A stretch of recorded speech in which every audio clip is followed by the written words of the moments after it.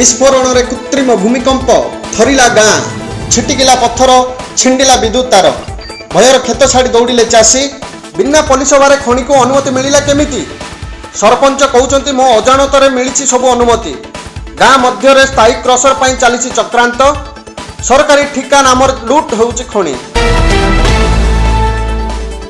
रायगढ़ जिले में गोटाए पर गोटाए पत्थर खणी लीधारी अराजक सामना को आसी केउठी प्रशासन छत्र छाया तले रही कोटी कोटी टंकार खणी रॉयल्टी ठकी चली तो आउ केउठी बिना पलिसभार चली खणी खादान होउछि अहरह विस्फोरण किंतु प्रशासन अंकुश लगाइबार सफल हो पारुना। एभली स्थिति एवं समग्र जिलार साधारण जनता धन जीवन स्वास्थ्य और सरकार खणी रॉयल्टी प्रति बड़ विपद आनी कल्याण सिंहपुर तहसिल काणीपाई राजस्व मौजार खाता नंबर 31 प्लॉट नंबर 40 रु 4.44 एकर जमी को पत्थर खादान दि जाए खादान 2017-18 रु 2020-21 जाए पत्थर उठाइबा MS RP वर्मा को अनुमति मिलता नहीं सरकारी सूत्र जमापड़ी।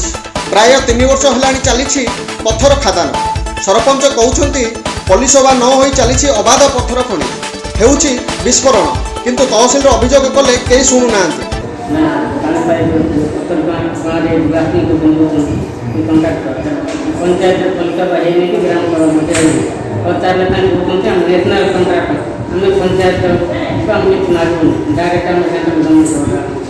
जेकोसी खणी को लीज देवा पूर्व पलिसभा सह पंचायत NOC आनिबा जरूरी बोली सरकार गेजेट प्रकाशित करुछंती।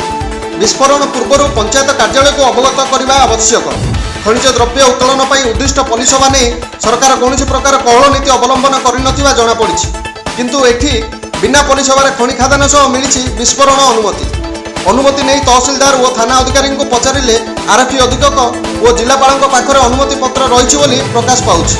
सरकारी कार्यवाहन में वर्ष वर्ष धरी लुट हो पत्थर चली गोटाए पर गोटाए क्रसर किंतु आगे पारु नहीं रास्ता काम हेले पत्थर खणी और क्रसर आसुवा लघु खनिज द्रव्य जाउछि कुआडे ताहार तदारख नहीं प्रशासन आंतरिकता अभाव सामना को आसुछि।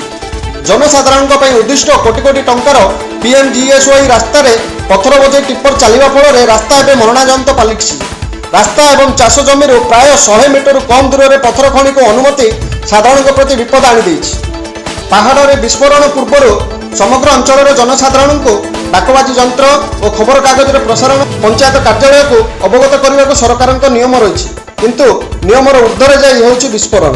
काणीपाई पत्थर खणी में विराट धरणर विस्फोरण में रास्ता कड़ दे जाइथिबा विद्युत खुंट गुड़िकर तार छिंडी चाष जमी मानकर पड़ी विस्फोरण तीव्रतार बड़ बड़ पत्थर छिटिकी चाष जमी और रास्तार पड़ा प्राण विकल दौड़िले चाषी पर समग्र अंचल चाषी मान मध्य कोकुआ भय सृष्टि होइछि।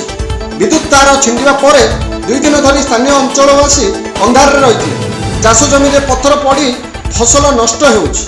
बारंबार विस्फोरण जनित क्षति नहीं उभय तहसिलदार और थाना अधिकारी को अभियोग करने पर तार तदंत नक परोक्ष खणी लीजधारी को समर्थन करदेवा प्रकाश पाई। जो दिन पत्र ब्लास्टिंग है सर से एक्सप्लोजन द्वारा इलेक्ट्रिक तार छिड़ी पूरा जमी पड़ जाता 3-4 दिन आम पूरा अंधार हो संध्या टाइम जो एक्सप्लोजन द्वारा फाटिया द्वारा से भाई मैंने पूरा प्राण विकर गाँ दुआले मैंने तहसिलदार को कम्प्लेन कल भी कहते किसी बाधा ना असुविधा ना कुआरी हवा द्वारा आमर बहुत चाष जमी नष्ट होउछि।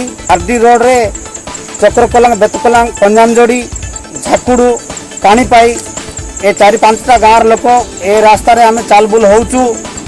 चाषी भाई माने आमे बिल को पानी छपाइबा को आसिले आज इलेक्ट्रिक तार छुंडी गला काली की मनुष्य मरी जीवो ए ब्लास्टिंग द्वारा लोक मले दायित्व नेबा लोक किए जो लोक लाइसेंस देइछंती जो लोक पुलिसबा बिना पुलिसबा रे जरजार रे माल द्वारुचंती से माने दायित्व नेबे सर तेणुक आम आवेदन पत्र करूँ आम कहूँ ए कुआरी बंद होगा जरूरी दरकार। यार सुजोग नहीं खणी लीजधारी घटना को रफादफा करने को सुजोग पाउछंती। बिना पलिसभार होइथिबा पत्थर खणी को समग्र अंचल तीव्र विरोध होउथिले तहसिलदार नीरवता नहीं प्रश्न होउछि। आरपटे रास्ता कार्य ठिका नहीं संस्था समय सीमा मध्य रास्ता कम न सारी पुणी आउ गोटे क्रसर चलैबा प्रस्तुत होउछंती। काम नहीं संस्था क्रसर को गाँ भीतर को आनिछंती से क्रसर को एबे समग्र अंचलवासी तीव्र विरोध करछंती। 3-4 वर्ष खंडे हेबो एडी गोटे कुआरी अछि पत्थर कुआरी सेठू पत्थर କାଢୁଛନ୍ତି ସେ କ'ଣ କରୁଛନ୍ତି ରାସ୍ତା କାମରେ ଲାଗୁନି। ଆମେ ପ୍ରାୟ 4-5 ବର୍ଷ ହେଲା ଦେଖୁଛୁ ରାସ୍ତା କାମ ଆଜି ପର୍ଯ୍ୟନ୍ତ ଡେଭଲପମେଣ୍ଟ ହେଇପାରୁନାହିଁ।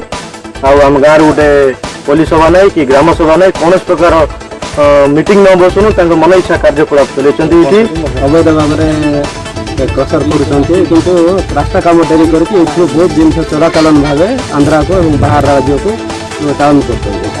ଘଟଣାକୁ ନେଇ ସରପଞ୍ଚଙ୍କ ତତ୍ତ୍ୱାବଧାନରେ ଗ୍ରାମବାସୀ ରାୟଗଡ଼ା ଅତିରିକ୍ତ ଜିଲ୍ଲାପାଳଙ୍କ ଦ୍ୱାରସ୍ଥ ହୋଇ ଗୁହାରି କରିଛନ୍ତି। ଅତିରିକ୍ତ ଜିଲ୍ଲାପାଳ ଗ୍ରାମବାସୀଙ୍କୁ ଆଶ୍ୱାସନା ଦେଇଥିବା ଜଣାପଡ଼ିଛି। ଲୋକମାନଙ୍କର ଅଭିଯୋଗ ମୋର ହସ୍ତଗତ ହେଇଛି। ଯେଉଁଦିନ ଅଭିଯୋଗ ହସ୍ତଗତ ହେଇଛି ସେଇଦିନ ଆମେ ତହସିଲଦାରଙ୍କ ସମ୍ବନ୍ଧ ରିପୋର୍ଟ ମାଗିଛୁ। ରାୟଗଡ଼ା ଉପଜିଲ୍ଲାପାଳଙ୍କୁ ମଧ୍ୟ ତାର କପି ଦିଆଯାଇଛି। ଉପଜିଲ୍ଲାପାଳ ତହସିଲଦାର ଉଭୟଙ୍କ ସହିତ ମୁଁ ମଧ୍ୟ ଫୋନ୍ ଯୋଗେ କଥା ହେଇଛି। ଆଶା କରିବା ତା ରିପୋର୍ଟ ଖୁବ୍ ଶୀଘ୍ର ପହଞ୍ଚିବ। ଯଦି କୌଣସି ବେଆଇନ କାର୍ଯ୍ୟ ହେଇଥିବ ନିଶ୍ଚିତ ଭାବରେ ଆଇନ ଅନୁଯାୟୀ କାର୍ଯ୍ୟ। ଜିଲ୍ଲା ପ୍ରଶାସନ ଗୁରୁତ୍ୱର ସହ ଗ୍ରହଣ କରୁଛି ନା ତହସିଲଦାରଙ୍କ ତାଳରେ ତାଳ ମିଳାଇ ଖଣି ନିର୍ଝାରୀଙ୍କ ପୋଷା ମାନୁଛନ୍ତି ଦେଖିବାକୁ ବାକି ରହିଲା। ଘଟଣା ସମ୍ପର୍କରେ ତହସିଲଦାର ଶ୍ରୀ ଦେବାଶିଷ କର କହିଛନ୍ତି, ମୁଁ ଦାୟିତ୍ୱ ନେବା ପୂର୍ବରୁ ଲିଜ୍ ହୋଇଛି। ଆଗାମୀ 2020-21 ଯାଏଁ ଲିଜ୍ ଅନୁମତି ମିଳିଛି।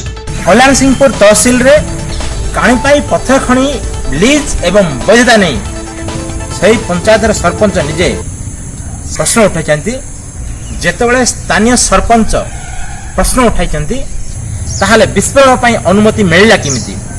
ରାୟଗଡ଼ାରୁ ଶିବାଜୀ ଦାସ, ଜେବି ନ୍ୟୁଜ୍।